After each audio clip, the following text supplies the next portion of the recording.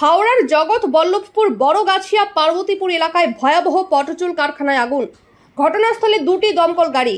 জগৎ বল্লভপুর থানার পুলিশ এলাকার মানুষ জানান, কোটি টাকার উপরে পাটের জিনিসপত্র সামগ্রী ছিল, তা একেবারে পুড়ে ছাই হয়ে গেছে। স্থানীয় সূত্রে জানা গেছে, ভোরের দিকে এই আগুন লেগে যায়। তবে এই পটচুল কারখানায় কিভাবে আগুন লাগে তা সমস্ত বিষয়টা খতিয়ে দেখছে দমকল আধিকারিকরা এবং জগৎ বল্লভপুর থানার পুলিশ। পাট ও প্যাকাটি থাকার কারণে আগুন আরও ভয়ানক আকার নেয়। তবে ঘটনাস্থলে দমকলের দুটি ইঞ্জিন এসে আগুন নিয়ন্ত্রণে আনার প্রচেষ্টা চালান। বেশ কিছু জায়গার অংশ এক জায়গায় জড়ো করে থাকা পাটের ভেতরে আগুন ঢুকেছিল, তাই বেশ কিছু জায়গায় পকেট ফায়ার থাকার কারণে বেগ পেতে হয়।